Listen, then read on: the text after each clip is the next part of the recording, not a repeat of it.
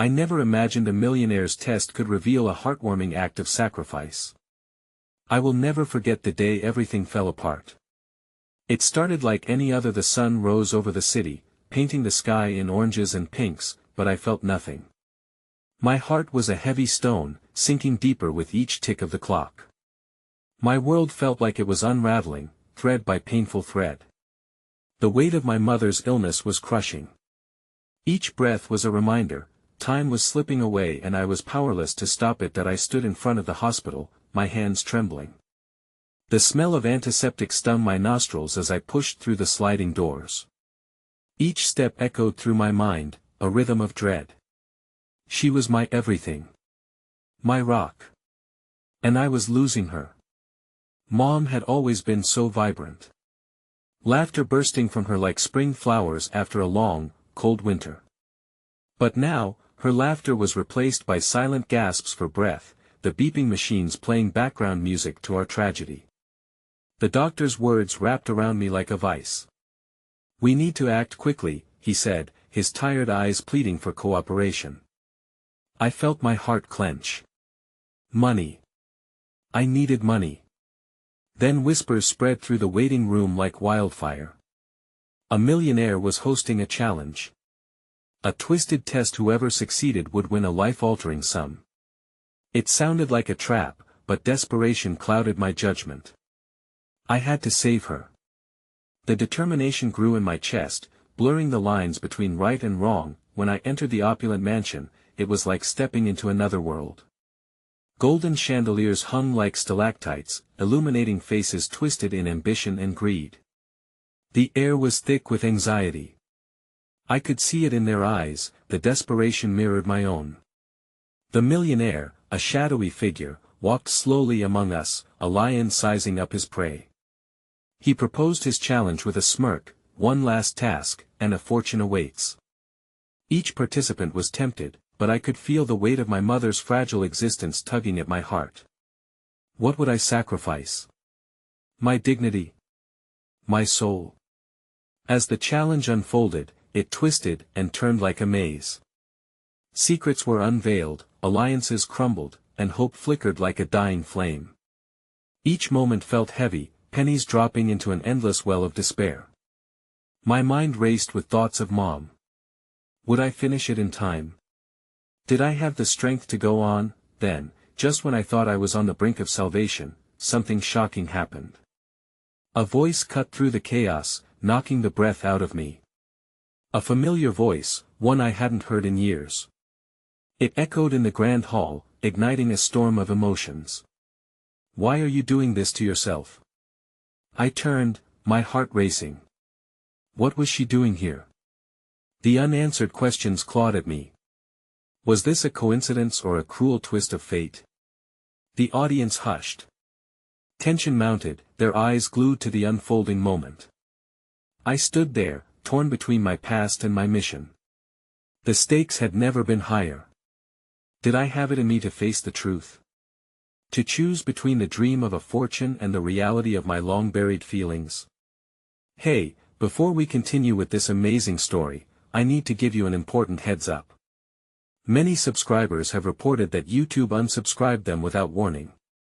Take a quick second to check the red button below to make sure you're still subscribed to the channel. I'd hate for you to miss any of the exclusive content coming soon. And while you're there, smash that like button, it really helps me out with the algorithm. Oh, and tell me in the comments, which city are you watching from? I love getting to know every amazing person who's part of this community. Your participation makes all the difference. Let's connect. The silence stretched, heavy and suffocating. I blinked, trying to comprehend the figure standing before me. Sarah. My sister, my estranged sister. She looked different, older, burdened. The years apart hung between us like a chasm, but there she stood, casting shadows over my flickering resolve. What are you doing here? I choked out, half disbelief and half anger. My mind raced with memories of laughter shared, of fights that had driven us apart. I had built walls around my heart, but in that moment, they felt like a prison more than a safeguard. Please, listen to me. Her voice trembled as she stepped closer, eyes pleading. This isn't worth it. You don't need to go through with this madness is my only chance to save Mom. I hissed, the bitterness boiling over. My heart raced as I thought of the billboards plastered with the $1 million prize, a figure that taunted my every thought. Was it madness to think I could beat these others who clawed for the same goal? You think money is going to fix this? Her words sliced through my defenses. Mom needs you, not this gamble you're taking. Around us, the crowd was a whirlwind of tension and whispered conspiracies. Everyone was watching, every breath drawn in anticipation of the spectacle. I could feel their judgment, their hopes tangled with mine. I was suddenly hyper-aware of the stakes, not just for me, but for every person burdened by a loved one's illness. That we can get through this together, Sarah implored, her eyes shimmering with unshed tears. I know things aren't okay between us, but we have to face this as a family. Not as competitors. Together. I laughed, a hollow sound. Do you realize how long it's been? You left. You abandoned us when we needed you the most. That I know, she said, looking down, her voice thick with regret. I thought running away would solve everything. But every day apart from you and Mom felt like an ache I couldn't bear. I'm sorry. I'm so sorry. There it was, that raw apology layered with the weight of years lost. My defenses wavered, the fissures of old anger and hurt began to crack. But I quickly slammed them shut. I didn't have time for sentiment. I needed focus, I needed resolve. You should have thought about that before. I shot back, stubbornness and pain mingling in my words. This is not about our past. It's about saving Mom. I can't fail her again. Yet buried beneath my determination was a breath of longing for connection, the kind of connection we once shared before grief pulled us apart. Don't sacrifice yourself for a chance, a gamble, Sarah ventured cautiously. You know the millionaire doesn't care about you or Mom. He just wants a show. We're just pawns in his game. Maybe, I interrupted, but it's a game I need to play. My resolve was beginning to crack, and with it came the fear of losing everything. But then, something shifted. A collective gasp rushed through the crowd as the millionaire stepped forward, his cold gaze piercing through us. You're either in this for the win, or you might as well leave. My heart raced wildly in my chest. This was a damning moment where I had to choose.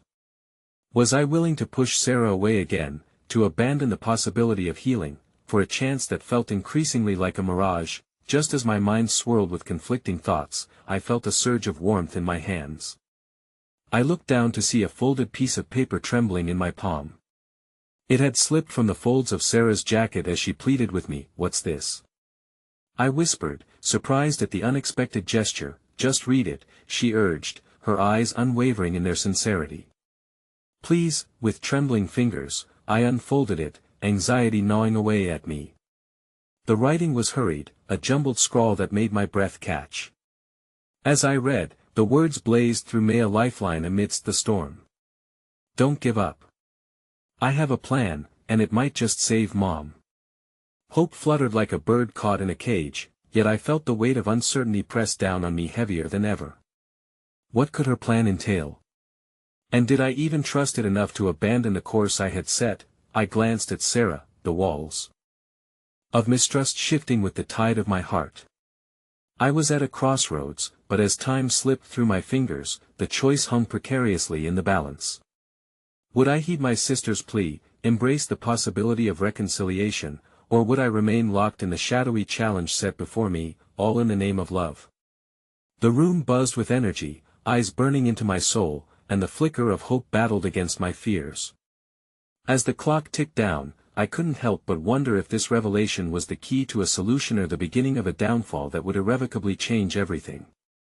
In that moment, the stakes transformed, emotions unfurling like a tightly wound coil. Whatever choice I made would alter not just my fate, but the very fabric of our family.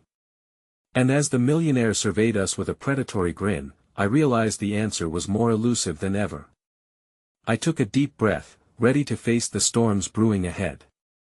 But would I be strong enough to navigate the waters between guilt and hope, family and fortune? And as my heart raced, the ultimate test had yet to reveal itself, lurking just beyond the shadows.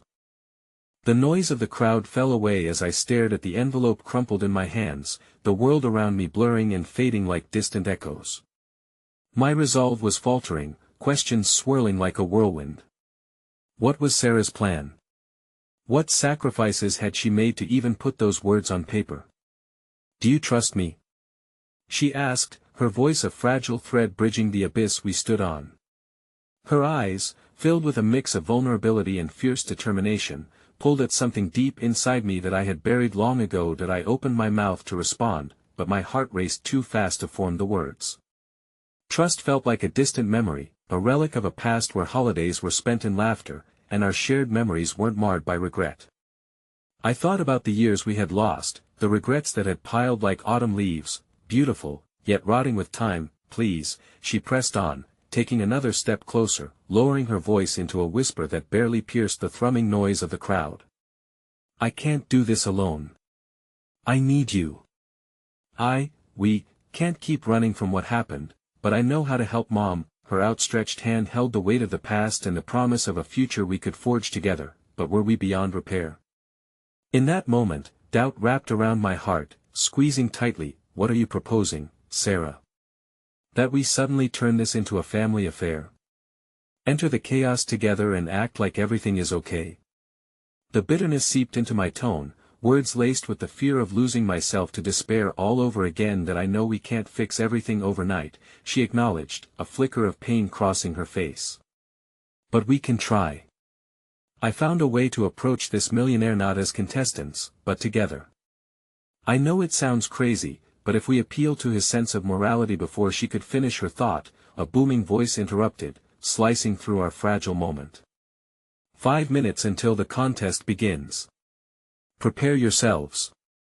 The millionaire's words echoed ominously, pulling our attention back to the reality we were facing. "That I can't wait for you to decide," I muttered, the urgency of the moment crashing against the serene hope of connection we had briefly shared. With each passing second, the reality of the contest loomed larger, a dark cloud threatening to swallow us whole. "If I don't go through with this, if I hesitate, they'll be right here," Sarah promised, desperation clinging to her every syllable. "No matter what happens, I'm not leaving again. We can face this together. If we stand united, maybe, just maybe." "What?" I interrupted, pain flaring as the uncertainty loomed over us, a specter of our past failure. "Maybe we'll win favor with a man who sees us as nothing but pawns." "You don't know." Her voice cut through my skepticism, raw and unyielding. "I know. But we won't know unless we try. It's not just about money, it's about Mom and us." Internally, I wrestled with the monster lurking in my heart, the bitterness yearning for release and the flickering light of hope whispering for reconciliation. I gazed into the crowd, their eager faces reflecting hope and desperation as they awaited the spectacle, a show I had thought was merely a means to save my mother. Suddenly, the idea of playing this game with Sarah felt both terrifying and exhilarating. I caught a glimpse of her sincerity, her unwavering determination sparking old emotions buried under years of resentment. Hadn't I craved this connection all along, even while constructing walls that pushed her away? "What if we lose?" I asked, more to my heart than her. "What if we walk into this trap together, only to find it leads us to even darker places?" She took a deep breath, seeming to absorb the weight of my fears as if they were her own. "Then at least we'll have each other. And I believe we'll find a way to win." For her. In that moment, I felt my heart lurch, battling between the desire for connection and the bitter taste of uncertainty. Could we truly forge a path together under the watchful eyes of the millionaire, or would his cold gaze tear us apart once more? As the countdown began, my entire being crackled with anticipation and fear. "Okay," I whispered, each word released from my lips reverberating with a mixture of disbelief and cautious optimism. "Let's try your way, together?" she asked, a hopeful grin breaking through her earlier resolve. "Together." But as I said it, another voice echoed in my mind, shadowing our fragile resolve with doubt. Would this truly lead us to a brighter tomorrow, or had I merely opened up another layer of pain that we might never escape? Without warning, the millionaire stepped forward, a malevolent smile on his lips as he surveyed the crowd. Ladies and gentlemen, it's time to see who among you is ready to give it all for $1 million. Prepare yourselves for the first challenge. The purge. The game begins now. That word, purge, sent a chill down my spine. What lay ahead was unknown, the stakes higher than I ever imagined. I glanced at Sarah, who met my gaze with fierce determination tempered by an undercurrent of shared fear and unspoken acknowledgement that we were both stepping into a fire we might not walk out of, but in that moment of dreadful clarity, something deep within me ignited a quiet resolve that we would face whatever came next with or without the glories of victory. The dark clouds loomed overhead, and with them, a promise of sacrifice awaited. As the crowd erupted, marking the beginning of the end, I felt a gut-wrenching jolt of realization. While we're on the precipice of change, and the uncomfortable truth lingered, hope could be as dangerous as despair, leading us either toward salvation or heartbreak. And as the first challenge loomed, I clenched Sarah's hand, breathing in the bittersweet essence of family, love, and fear. The real game had just started, and already I could sense that every decision we made would carve paths that could lead to healing or disaster. The air crackled with tension as the first challenge of the purge unfolded. A series of bizarre scenarios played out on stage, designed to test both physical and emotional endurance. The millionaire's voice dripped with anticipation, a maestro orchestrating a symphony of chaos. I could feel the crowd's energy pulsating like a heartbeat, syncing with my own racing pulse. Our first task was to form teams, each needing to build a makeshift shelter from a random collection of materials scattered on the stage. But it wasn't just about physical strength, we had to work together under the pressure of time. Failure meant not just losing the challenge, but a chance to help our mother regain her health, trapped in a hospital bed and fading away from the world we so desperately wanted to reconstruct. I shot a glance at Sarah, with her determination blazing in her eyes. She looked just as resolute as I felt fragile. "We can do this," she whispered, towing the line between encouragement and anxiety. As the timer raced down, I couldn't help but notice a young woman next to us, her fingers trembling as she fumbled with the supplies. There was a fierceness to her gaze, but it was clouded with fear. Before I could think twice, I stepped forward. "Hey, let's work together. We can build something strong if we combine our ideas." Her brow furrowed in surprise but quickly softened into gratitude. "Really?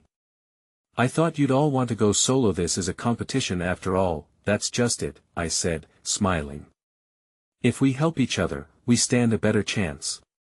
Besides, I have a feeling this is more than just a game." Counting down the last moments, I turned back to Sarah.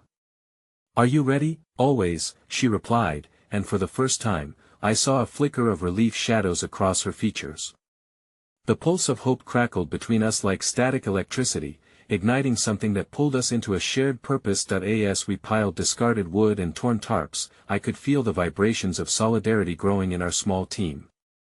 Our voices rose, echoing in the chaotic atmosphere, and underneath the thrill of competition, I began to witness genuine acts of kindness unfolding around us. A burly man helped an elderly couple with their shelter, a group of teenagers sacrificed their time to aid a single mother who had lost track of her supply box while keeping an eye on her young child. In the middle of the clamor, another moment of connection blossomed. The tremulous woman and I shared quiet exchanges, helping one another. "You're really kind for doing this," she said, a tinge of disbelief wrapping around her words. "Kindness is a weapon we should wield," I responded, surprised by my own earnestness. In a world where everything seems bent on tearing us apart, sometimes the greatest challenge is coming together, even if it seems risky. As the timer buzzed loudly, signaling the end of the first challenge, I felt a surge of exhilaration wash over me. We had managed to forge a sturdy shelter, but more importantly, we had uncovered a type of connection rarely seen amidst chaos, a shared struggle that allowed us to dig deep and support one another. Moments later, the millionaire's voice droned, a patron of power surveying his kingdom. "You've survived the first task, but don't think you're safe just yet." He paused, allowing the weight of his words to sink in. "Now, it's time for the real test. You'll have 30 seconds to decide who among you will keep their shelter when the purge begins." An uproar built in the crowd. Questions flew through the air like arrows, and my heart sank. The realization washed over me with a wave of dread. One of us would have to be sacrificed for the gains of another. Each shelter would be subjected to the whims of the purge, only one could remain standing, while the rest would fall to ruin. Sarah. I turned to her, desperation punctuating my plea. We can't let it end this way. We need to stick together, but we might lose everything. She countered, her voice rising amid the chaos. The unfairness lay at the surface, raw and searing. Then let's not lose ourselves, I murmured, resolving to find a way to showcase the beauty of unity, even as the foundations threatened to crumble around us. Suddenly, a gesture from the woman we had helped earlier jolted me. She stepped forward, courage stitched into her voice. I'll take that burden. It's okay. Let me know. I protested, horrified at the offer of sacrifice in the face of an arbitrary test. We can keep our shelters together. It's not right for any of us to walk away empty-handed, but her eyes held a fierceness I had not expected. If we're going to win this, it can't be at the expense of someone else. You all have families counting on you. In that moment, clarity poured over me like cold water, sharp and shocking. Amidst the looming darkness of selfishness, we were witnessing a small act of grace, a beautiful, heart-wrenching display of selflessness that challenged everything we were led to believe about the purge. As the buzzer sounded again, signaling the end of deliberation, I looked at Sarah and the kind woman, her shoulders squared with resolve. We're in this together, she said firmly. But I knew that our ideas of together were about to be tested in ways we could never anticipate, and just before the purge swept through the makeshift shelter we had built so carefully, I grasped Sarah's hand tightly, aware that no matter what happened, we would write a story that made waves, even if it meant standing against an unforgiving tide. But then, as silence descended momentarily in the wake of our decision, a chilling realization washed over me I could not shake. This was only the beginning, and deeper sacrifices awaited just beyond the horizon. The lights dimmed, casting long shadows across the stage as we prepared for the purge. A palpable sense of dread hung in the air. It was a thick fog that wrapped around us, blurring the lines between hope and despair. I felt the pressure building. Our moment of unity, of standing together, threatened to crumble like decaying leaves underfoot. Let's make sure we're ready, Sarah whispered, her voice barely rising above the murmurs echoing in the arena. But I could see the tremor in her hands, the way she clutched the hem of her shirt, rehearsing the bravery she desperately wanted to embody. Behind us, the collective anxiety roared louder, more frantic. The millionaire, still perched on his grand throne, sawed through the lingering tension with his insidious calm. Time to decide, my contestants. The purge begins shortly, and only one shelter will remain standing. Does someone want to volunteer as tribute? His laugh was thin, a brittle shell over something darker. My heart raced at the thought of someone stepping up, willingly choosing to shatter the fragile bonds we'd formed. I turned to the young woman Jenna, as she had introduced herself in our hurried exchanges, and saw a flicker of pain cross her eyes. There was an unspoken agreement written in our glances, a vow that we wouldn't succumb to the shadows whispering self-preservation in our ears. Jenna, please don't, I began, but she raised a hand, cutting me off. I am not going to let you be the one to break. If this is how it's going to be, then I'll do it. You all deserve a chance. My family, they can manage without me, she replied, her voice steady, despite the panic radiating from her. It was a declaration that felt like a dagger to my heart. The notion of loss, of leaving someone behind, clashed against the hope blooming within our makeshift family. No. You're not doing this, Jenna. My words were charged with desperation, a futile grasping for community and care amid the desperate urge to survive. But what if we don't win? She countered, her eyes welling with tears, reflecting the disbelief and burden of heavy choices thrust upon us. I could see the weight of her love for her own family, the struggle she faced between selflessness and despair. The crowd erupted again, casting us as gladiators in an arena where heart and hope clashed against survival. Fear morphed into an ugly beast that threatened to consume us one by one. Then, amid the clamor of disagreement and resolve, Sarah stepped forward, eyes wide and fierce. What if we don't choose anyone at all? She declared, her voice soaring above the din. What if we take a stand against this madness?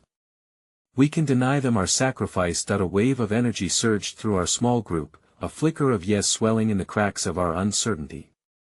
But the millionaire's amusement twisted as he recognized our unity, and I knew, from the way his gaze sharpened, that he wouldn't allow disobedience to flourish here, defiance. Interesting tactic, he mused, his voice slithering through the air, laced with hidden threats. But remember, the purge does not tolerate such insolence. You won't simply retreat into silence. There will be consequences. The timer ticked remorselessly, reminding us that the choice would soon be made whether we accepted the harshness of the challenge or fought against a cruel game that sought to fracture our humanity. Suddenly, an elderly participant, who had remained quiet throughout, stepped shakily into the spotlight.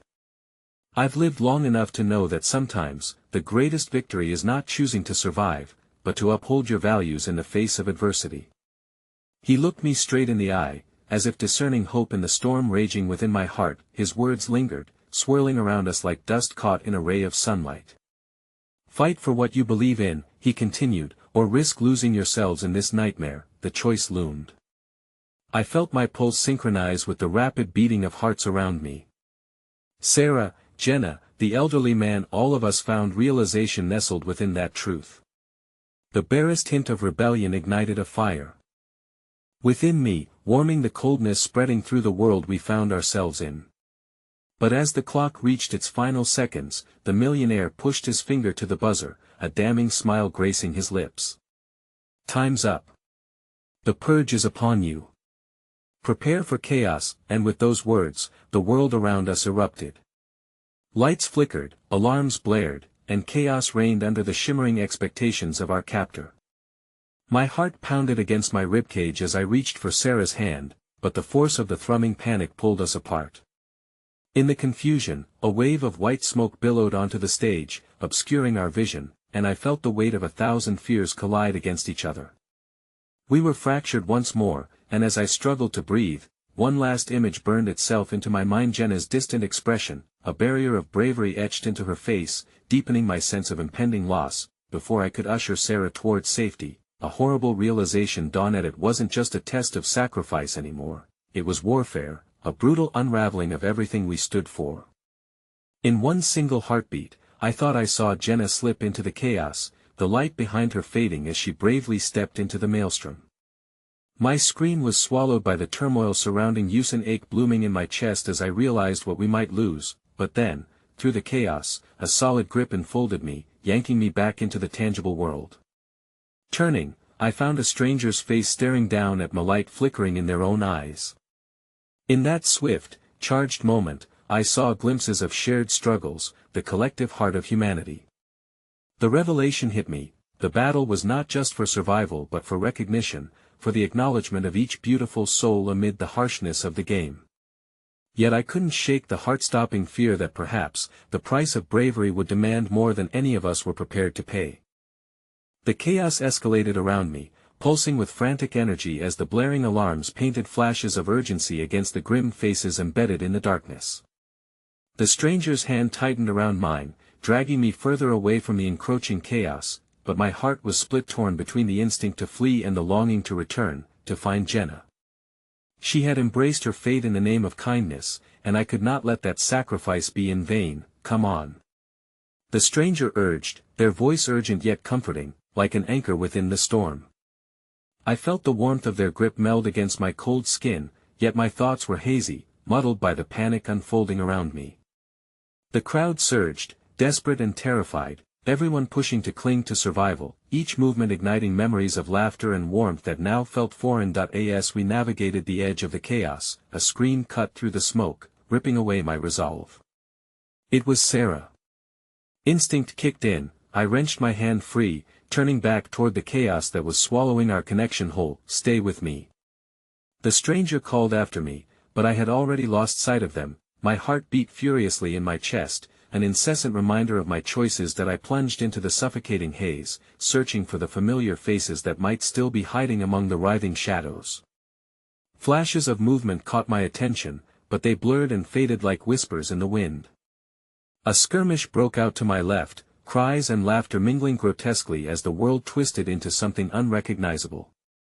My senses heightened, instinctively scanning for Sarah or Jenna amid the blurred shapes and frantic urgency. Jenna!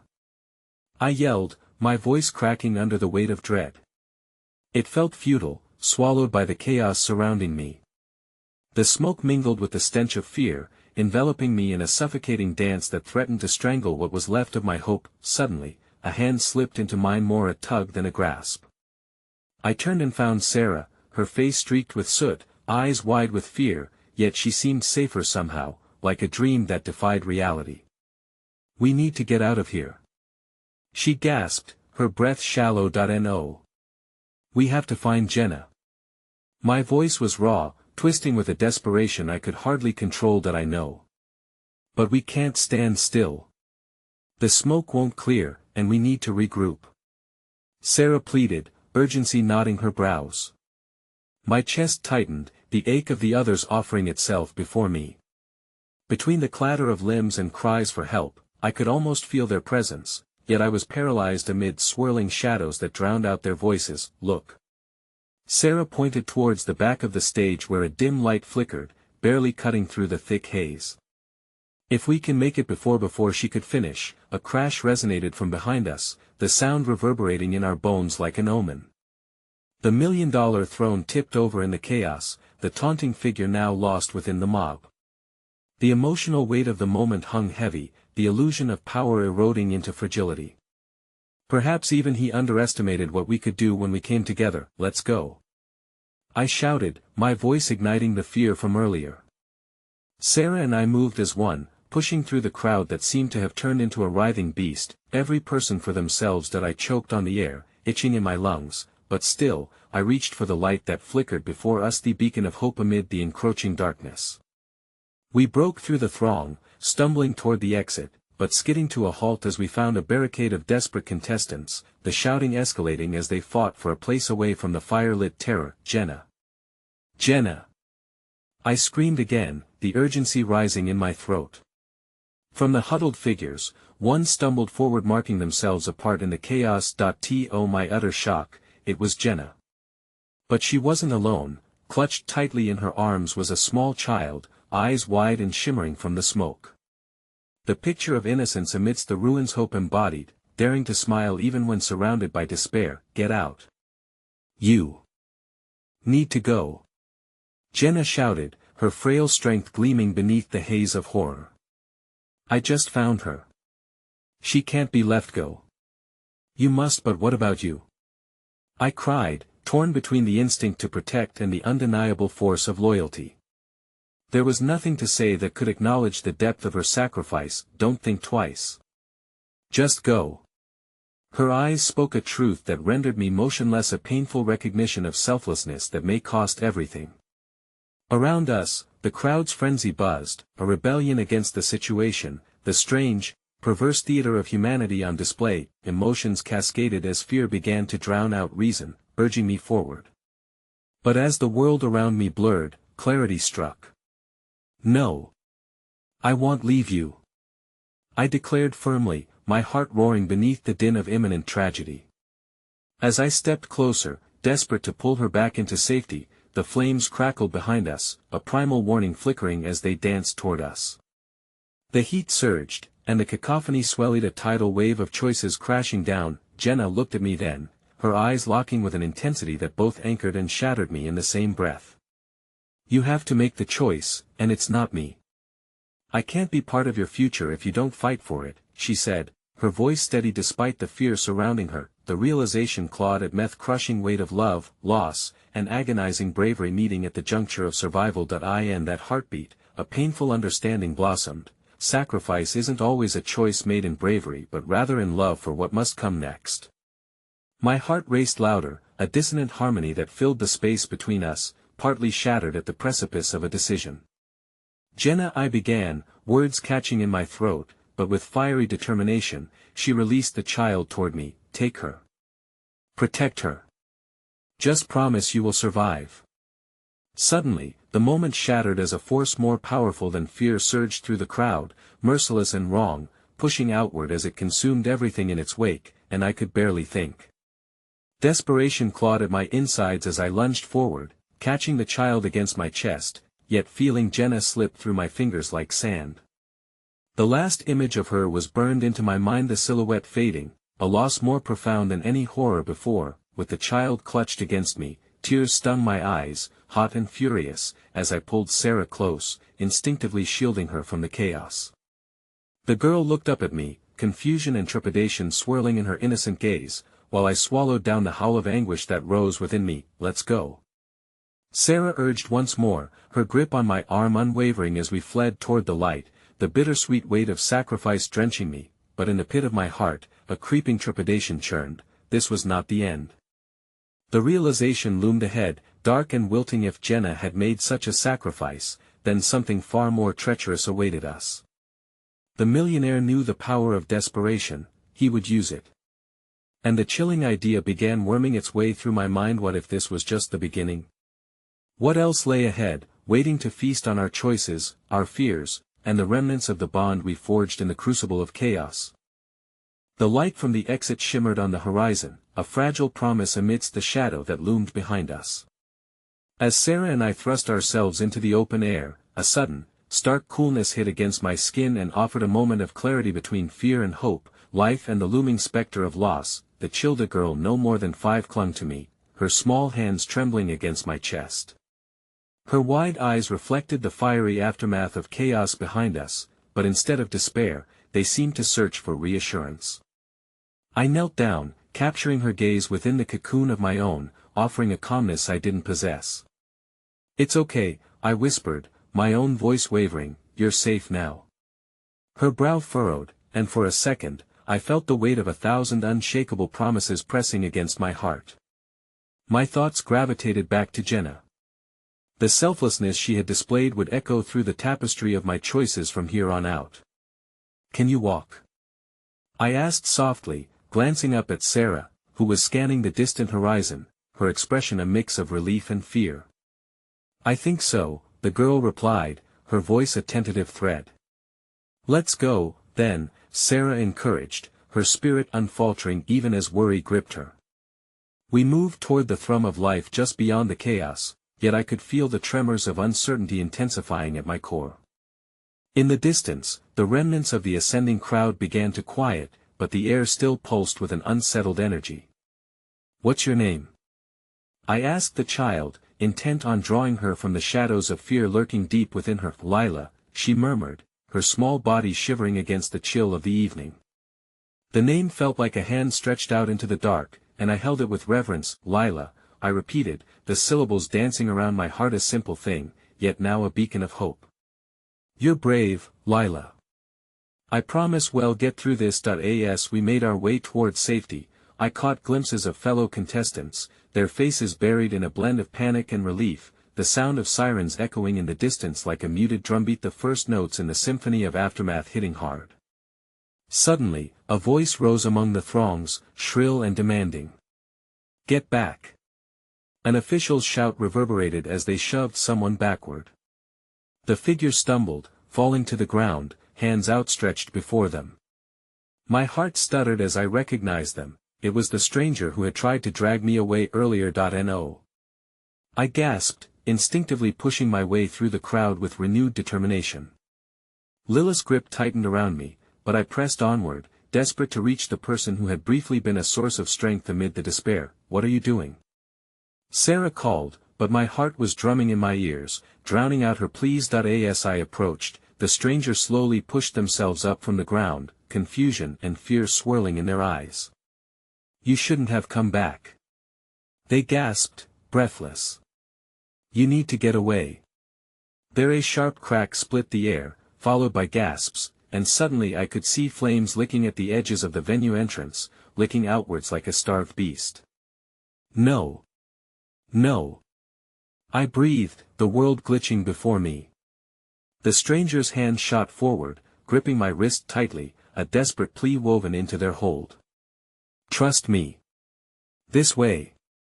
You'll never escape if you stay." But just as we turned to flee, collective gasps shattered the air, drawn like a breath as figures emerged from the chaos.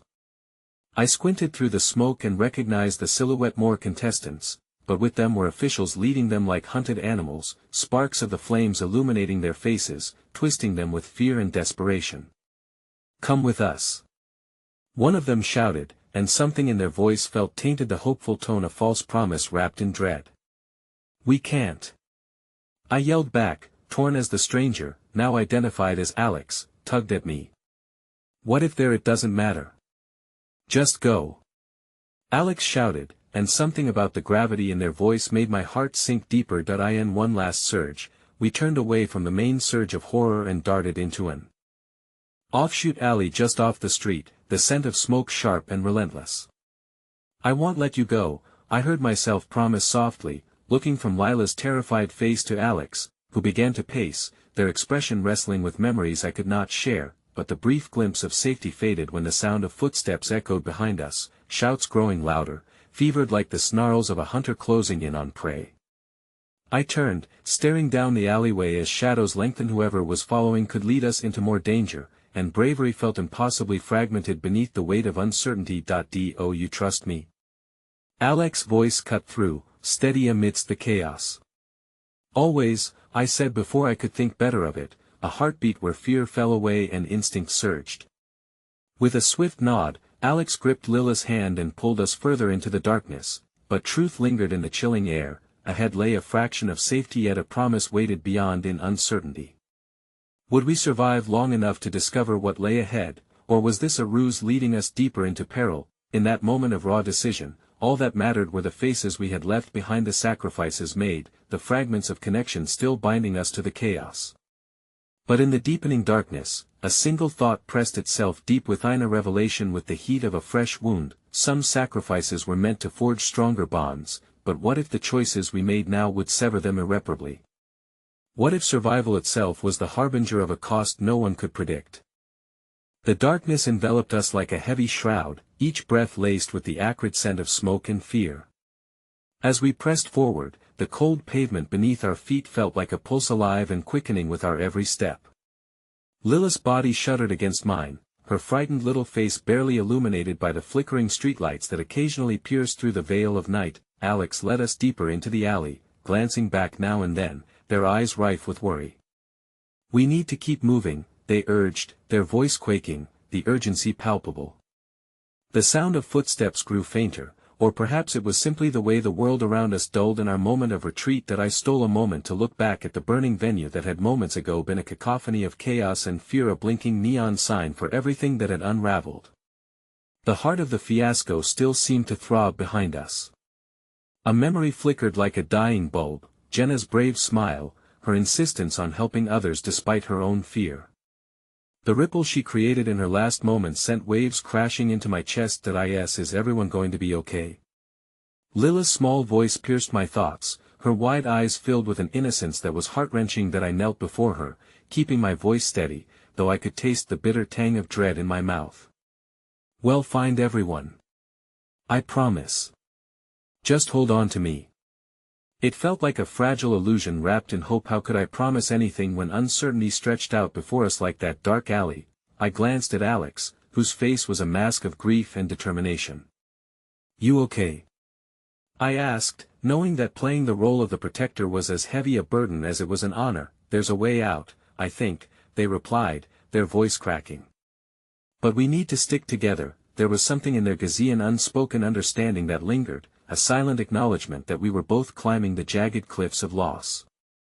Whatever sacrifices had brought us to this point would ripple through our lives, threading a connection that felt heavier than chains. We emerged from the alley into a dimly lit street, the rhythmic sound of distant wailing sirens gradually consumed by a deeper kind of silence, one that hung in the air with a curious weight. "What should we do now?" I asked, scanning the environment. Storefronts loomed around us like sentinels, witnesses to our plight but too far rooted in their sameness to absorb our pain. "Let's find a safe place to rest," Alex suggested, scanning the block with a survivor's instinct. "We're not far from that old diner. We could stay there." The suggestion felt like a lifeboat on a tempestuous sea, something tangible in a world wrought by chaos. With a determined nod, we moved towards the diner, the neon open sign flickering half-heartedly. It was a sight that seemed to mock our present reality, normalcy in the midst of disaster. Inside, the air was thick with the smell of old coffee and fried food. The booth by the window was stained and chipped but offered the fleeting comfort of refuge. As we slid in, Lila huddled against me, her small body still trembling. "Is it over?" she asked, her eyes misty with confusion that I wanted to promise her the world wouldn't hold such horrors again, but I could only offer a soft, for now, yes. I ran my fingers through her hair, feeling the warmth of her innocent faith washing over me, a fragile reminder of what was at stake. Alex leaned back, closing their eyes momentarily, but a tense silence hung over us like a cloud pregnant with rain. I had been so focused on Lila, on the immediate reality of keeping her safe, that I hadn't truly checked in with Alex. "What about you?" I ventured cautiously, aware of the burdens they were carrying. They let out a shaky breath, their vulnerability nudging against my heart. I thought maybe I'd have a way out for myself. But I couldn't just leave you both. The admission lingered in the air, trembling with depth. Before I could respond, the diner door swung open, an icy gust sweeping in as figures entered, disheveled and haggard, eyes wide with realization. I recognized one of them immediately. It was Grace, a fellow contestant whose determination had been as resilient as her spirit. "Alex!" she shouted, her voice rising with relief tinged in disbelief. "Is that really you?" Alex's eyes widened, a mix of elation and fear crossing their features. "Grace? What happened?" She rushed toward us, the weight of her own journey evident in her voice. "They're taking people. I barely got away. We need to figure out a plan before they come for the rest of us." Before I could fully comprehend what she was saying, the bell above the diner door tinkled again, and this time it was a group of officers, uniforms drenched in the glow of flashing lights just beyond the glass, prowling as if they owned the world. "Everyone!" one of them called, his tone sharp and ominous. "We need you to step outside. Now." Panic shot through meth world around us began to tilt, and all hope of refuge felt like it was crumbling. The officers were not here to protect, they were surveying a hunt. Lila squeezed my hand tightly, and I glanced at Alex, the desperation in their eyes mirrored my own. We were caught between choices we never asked for and paths that twisted further into darkness. As we prepared to flee, I felt an unexpected rush of warmth envelop us, like the fleeting embrace of safety before a storm, a moment that blurred the line between bravery and foolishness. In that split second, I glanced down at Lila's face, so filled with trust, and the weight of the world pressed down hard atop my soul. The decision crystallized in my mind. It wouldn't be about whether we ran or stayed, it would be about whom we chose to protect and the sacrifice that choice would demand, and deep down, I whispered a promise that I could no longer keep. The cold air hit us like a slap as the diner door swung open, the muffled voices of the officers filtering in as stark reminders that we were not safe, not here, not anywhere. I caught a glimpse of the fear on Grace's face and felt a sharp twinge in my chest. She had always been one of the strongest contenders, always charging ahead with purpose and fire, and yet here she stood, a portrait of vulnerability that tethered me firmly to the reality of our situation. "Please," she whispered urgently, "we need to stick together." But the officers were already moving, their heavy boots echoing ominously against the linoleum floor as they stepped deeper into the diner. The familiar ringing of my heartbeat dulled every other sound around me. An icy tendril of panic coiled in my stomach, for I knew that sticking together might also lead us to the kind of reckoning we weren't ready for. "Everyone outside," the officer said again, his voice turning impatient, his hand brushing the weapon holstered at his hip. Now, we exchanged desperate glances, torn between every instinct urging flight and the cruel weight of fleeing into the unknown. But before fear could dictate our next move, a small shriek broke through the tension, filling the warmth of our retreating sanctuary with dread. "Don't take me." Lila's voice shattered as she bolted from the booth, her small figure darting in the opposite direction, toward the kitchen just beyond our booth. My heart dropped, the visceral instinct to reach for her drawing me forward as I shouted, "Lila, no!" I surged from the booth, but Alex grabbed my arm, pulling me back with surprising strength. We can't split up," they urged, eyes wide with a mix of fear and reason. All I could hear was the fading sound of Lila's tiny footsteps, her innocence propelling her toward the darkest corner of an already tumultuous night. I felt every second pass as if time had conspired with despair. The group of officers advanced, eyes narrowing as they spotted the new movement in the diner. Get that child. One yelled, voice sharp as a knife. Panic swelled in my chest. We can't let them take her. I cried, but I felt like a vessel of desperation amidst the chaos, my voice drowning beneath the weight of our collective fear. Don't, Alex said firmly while still keeping a wary eye on the officer's movements. We need a plan. If we go after her, it's certain doom. My mind raced, vibrating with the urgency for a decision, but it felt ensnared in a web of chaos. A flicker of movement caught my eye as Grace stood abruptly, face set with determination. "I'll go," she declared, voice low and fierce. "Shall listen to me. Just create a distraction." "No." I protested, feeling the dizzying weight of helplessness flood my veins. "You can't." What if before I could finish, Grace took a step toward the kitchen? "Do you trust me?" she asked, her gaze stern, pinning mine down in challenge. "Yes, but I'll bring her back," she affirmed, cutting through my worries with an unwavering gaze. "Just hold them off," the challenge of trusting her echoed painfully within me. Yet, trust flickered in the air thicker than our fears. I gave a reluctant nod, and she turned, dashing toward the kitchen, her silhouette swallowed by shadows. "Hey!" A voice barked, pulling my attention back to the officers just as they began progressing toward me, a predator's glint in their eyes. "Get out of the way!" I shouted, voice cracking as I threw myself at the nearest table, flipping it over as a makeshift barricade. Alex followed suit, scrambling to create chaos. The world spun around me as adrenaline coursed through my veins, but just as I glanced toward the kitchen, praying for Grace and Lila, the officer in charge reached for his radio, calling for backup, his gaze set on us like a hunter with prey in sight. "Now!" Alex hollered, grabbing my wrist and pulling me toward the exit. As we stumbled out into the night, I felt a rush of cold, crisp air graze my skin, the open space an overwhelming reminder of what lay beyond the diner's snug walls. But there was no time to breathe, no time to think, we had to keep moving. While watching for Lila and Grace at every corner, then, as we raced around the building, skirting away into an alley, a devastating scream split through the night, a scream that held exhaustion, innocence, and profound dread. "Lila!"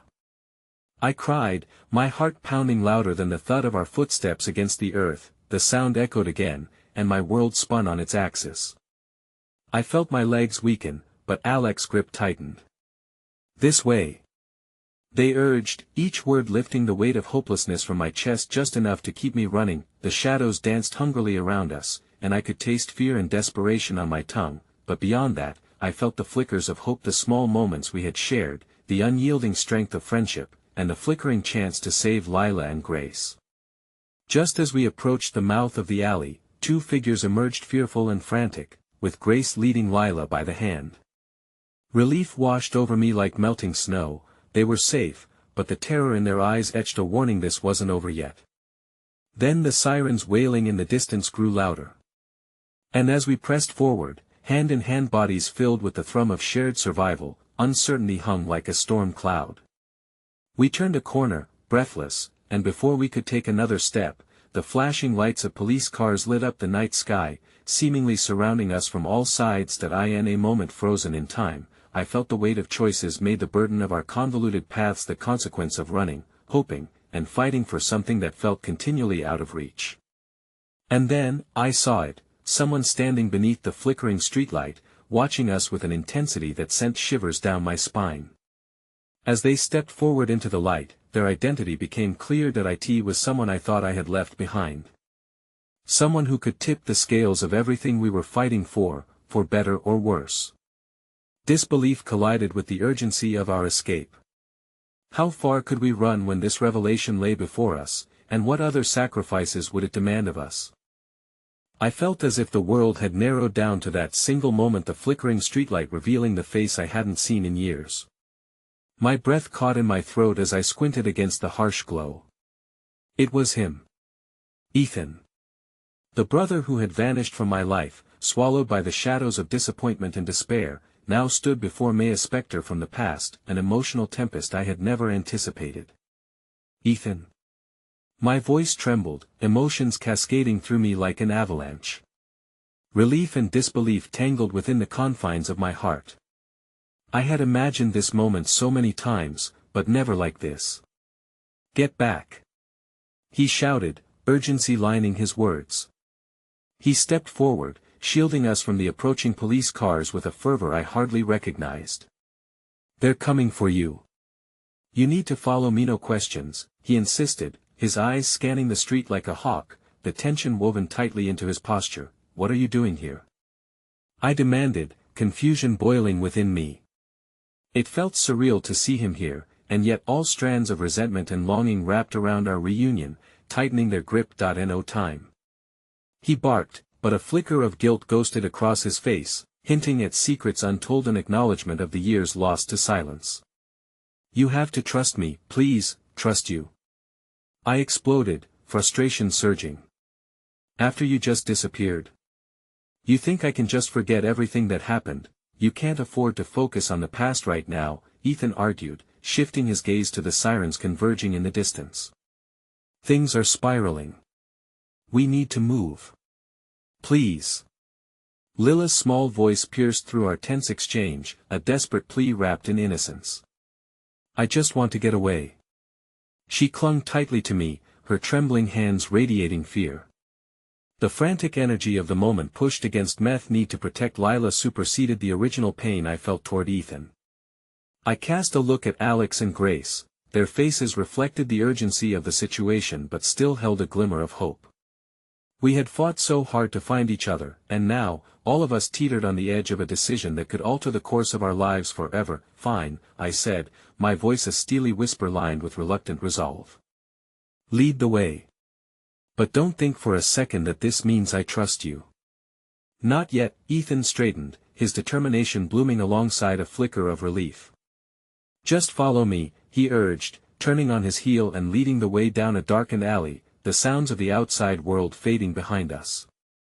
The uncertainty pressed heavily against my chest as if the very air I breathed was laden with trepidation. "Keep close," I instructed Lila and glanced back to Alex and Grace, who followed on my heels.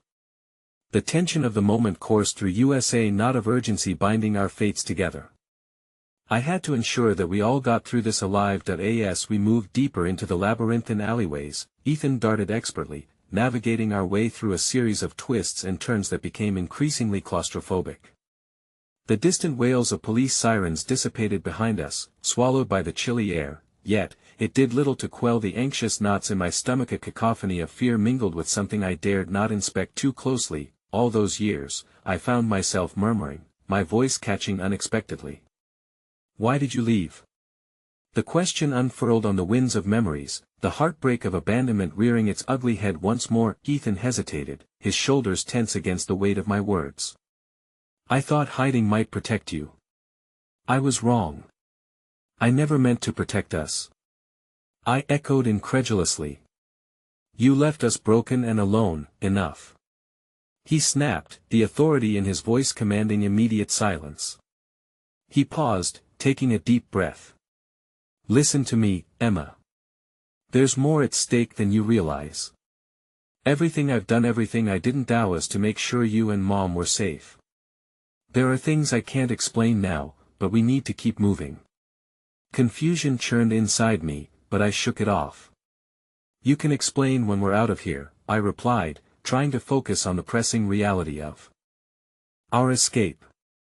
"For now, just help us get to safety." Ethan nodded, a wordless understanding passing between us, laden with unsaid promises, regrets, and the bittersweet undertones of family ties.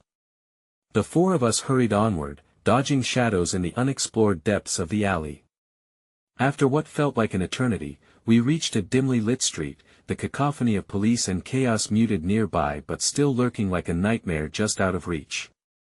A rusted van parked haphazardly at the corner beckoned, its presence a flicker of hope in the dismal landscape. "That's our ride," Ethan said, gesturing towards the vehicle with urgency.